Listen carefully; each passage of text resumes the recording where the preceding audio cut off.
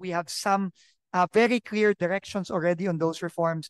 But my request only po is we will also be given some time kasi hindi po biro ito. Sorry po, last na lang. Yung pinaka-importante na reformang ginagawa namin ngayon, tinawag na rin po ito ni Senator Win Gatchalian, tinawag din po ito ni Congressman Rian Reviste na kailangan ibaba natin ang cost of materials ng DPWH.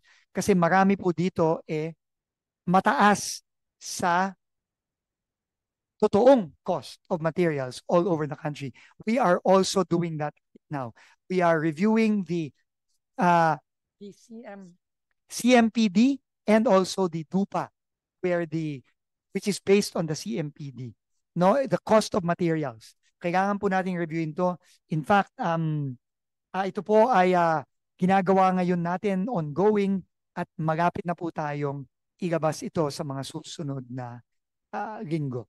So with that po, maraming salamat po, Mr. Chairman, honorable members of the Committee on Finance, and we will be ready and willing to answer any questions you may have.